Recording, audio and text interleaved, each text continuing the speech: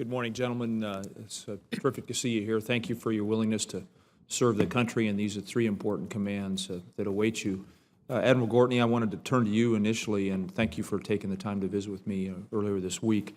We talked about NORTHCOM and how instrumental it's been in facilitating planning, training, and coordination between the DoD and other agencies, whether federal or local or state, in responding to natural disasters. And as you know, we've had a number of those natural disasters in Colorado here over the last few years. We've had floods and wildfires.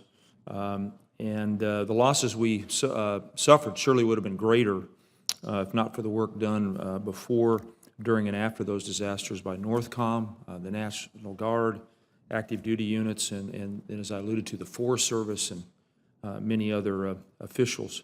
I'd like to ask you for your views on these efforts, and I'd like your assurance that you'll continue to make them a top priority of the command once you're confirmed.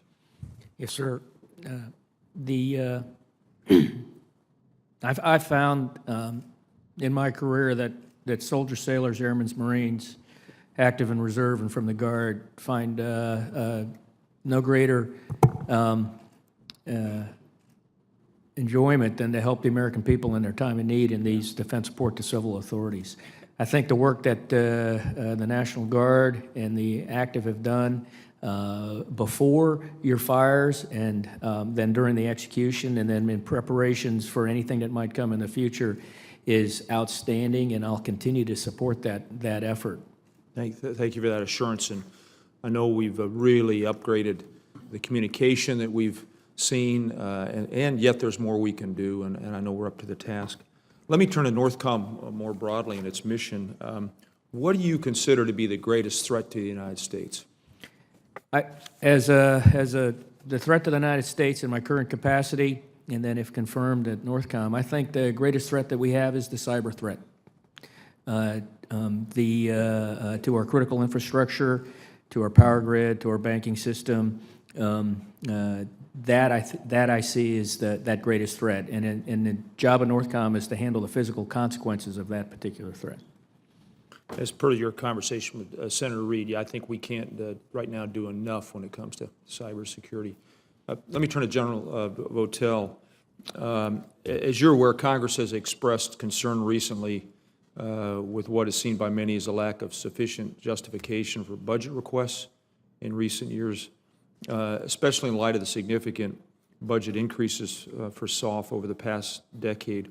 What are your views with respect to the congressional language requiring SOCOM to provide more detail and meaningful information in its budget justification?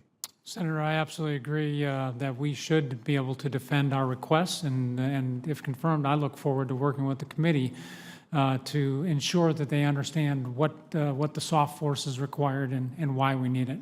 So you would, as a starting point, believe that the Congress, in providing its oversight role, ought to have the same level of visibility into SOCOM's funding as is provided by the services more generally? I absolutely believe that they should.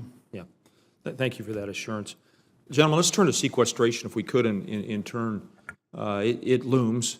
Many on this committee are very concerned. I think all of us are very concerned about it, and it goes back into effect in 2016. Could you give us your perspectives on the effect of sequestration were to take effect again? Sir, I'll take that first. In my current capacity as Commander, U.S. Fleet Forces Command, the effect of sequestration was on readiness. That's the means that it goes about targets the readiness, the operations and maintenance accounts that are out there. And so it impacts today's readiness, and any impacts in today's readiness impacts tomorrow's readiness. The forces that we're going to fight with tomorrow, most of them we already own. So when it comes to sequestration, that is our primary concern. If confirmed at NORTHCOM, it's the readiness of those forces to be able to defend the homeland and then respond to defense support for civil authorities. Will we have the ready forces to do that? Will they be at the proper readiness levels? And we work through the components in order to ensure to be able to make those decisions, to know those readiness status. General Campbell. Sir, thank you for the question. And in my current job as a vice chief, I follow the sequestration piece of the budget every single day, sir. And if we continue on the path and sequestration happens in 16 as it is right now, it will it will have a great impact on all the service, but I think especially on the Army. As you know, we have to balance force structure and strength modernization and then the readiness. And in the near term, we're sacrificing modernization, and we're trying to put what we can into the readiness and the short-term readiness. For the Army, you know, our biggest platform is our people, and we can't come down fast enough to bring out people in our Army to meet the numbers and the sequestration goals we have. I don't think we've done a particularly good job of articulating to the American people the impact of sequestration. 13, in the impact on readiness, General Odierno briefed one time, we only had 2 brigade combat teams ready that he felt comfortable with deploying if asked at that particular time.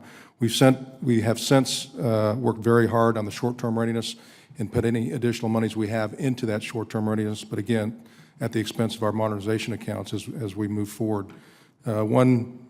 And it was in the paper today, sir, talked about an impact of sequestration, excuse me, and that was on the drawdown of the forces and particularly of our captains and then of our majors here shortly. But recently we had announced 1,100 majors that we have to take out of the force. They're from year groups 06, 07, and 08, and some of these are men and women that are currently serving in Afghanistan and could be company commanders in Afghanistan that we're asking that they have to leave the force. So that's hard hitting. We're going to see that continue, and those numbers and the impact of just those captains and what it means to those families, that's to bring your Army down from 570 down to 490. We haven't even started talking about 490 down to 450 and then potentially down to 420 if sequestration stays in effect. So sequestration will be disastrous, I believe, for your Army. We will not be able to do the Defense Strategic Guidance if sequestration continues to go on after 16, sir. General Votel. Thank you, thank you, Senator. First of all, I agree with the comments of my colleagues up here with regards to readiness and the impact on our ability to support the broader plans that and requirements that we have. I would add 2 specific things from a soft standpoint. First of all, that effects to the general purpose force do affect soft forces, because one of the key lessons we've learned over the last 12 to 13 years has been that soft forces are hugely dependent on our general purpose forces for a variety of activities that they conduct that allow us to do the things that we need. So if confirmed, that would be something I would really want to look at. The second piece would be the impact on our people. We certainly have generated a great amount of experience and leadership over the last 10 to 12 years. So as we had to reduce forces, I would be very concerned about making sure that we did that very carefully and did not lose the experience and that we've developed over the last 10 to 12 years. Thank you, gentlemen, for that very sobering analysis of sequestration, if it were to be put into place again. Thank you.